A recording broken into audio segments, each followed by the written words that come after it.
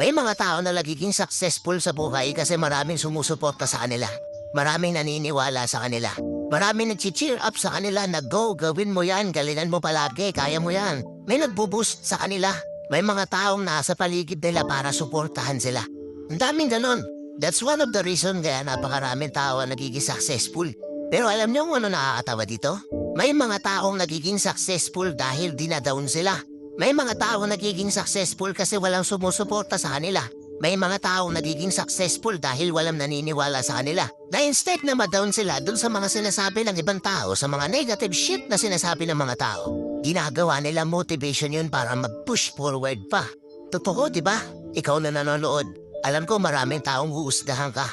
Maraming mga tao na may masasabi sa'yo kahit hindi nila sabihin sa'yo ng direkta. Palihim ka nilang pagkikwentuhan. Palihim ka nilang pagbubulungan. Ayaw nilang umangat ka. Hindi sila naniniwala sa'yo kasi feeling nila ay alam yung kaya mong gawin. But you know what's funny? Yung mga negative shit na yun binabaliktad natin. Yun yung nagda-drive sa atin para mas lalo pa tayo mamotivate sa buhay. Na kailangan patunayan natin na mali sila. Patunayan mo sa kanila na nagkakamali sila. Na hindi ikaw yung taong akala nilang ikaw yun. Meron dito mga nag-aaral pa. Sinasabihan sila na wala kang mararating. Na kahit ipakita mo yung grades mo dun sa mga tao, instead na sabihin nila sa'yo na wow, congrats, proud ako sa'yo. Ang sasabihin nila, aba dapat lang ginawa mo yan. Ano achievement yan? Natural gawin mo yan, nag-aaral ka eh. Masakit na yung mga efforts natin hindi na-appreciate ng iba. Pero minsan hindi natin napapansin sa sarili natin na yun yung nagda-drive sa atin.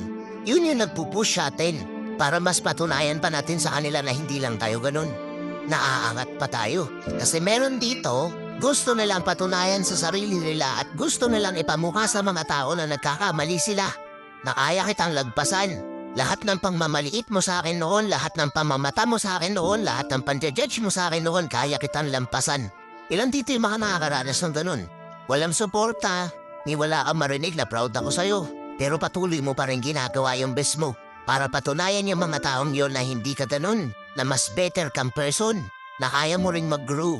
Ilan sa inyo yung ganun dito? Ilan sa inyo dito yung gumanda yung buhay nila hindi dahil sa maraming nag-cheer sa kanila, kundi dahil maraming minamata sila. Tinatapaan yung pagkatao nila.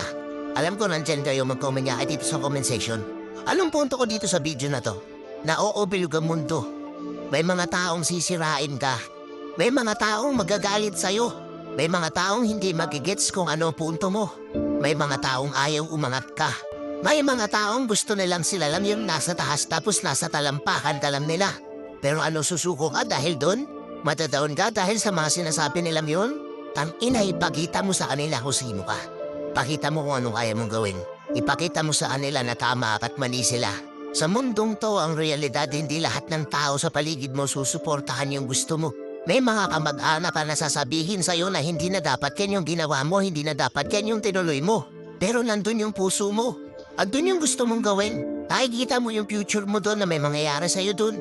Pero hindi nila yung susuportahan. Sasabihin pa nila sa'yo magganto ka na lang at kapag ganyan wala kang mapapala dyan. Wala mangyayari sa'yo dyan. Mga anak na hindi sinuportahan ng mga magulang nila.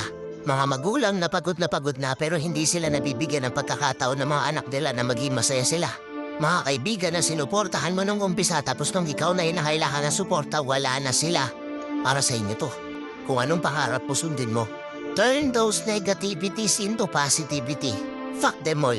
Naniniwala ako dadating din yung araw na nasa taas ka na nila. At hindi ka na nila pwedeng husgahan pa. Nakuha mo? Kung nagets mo, follow mo ako na tuwa dito sa video na to ay lang.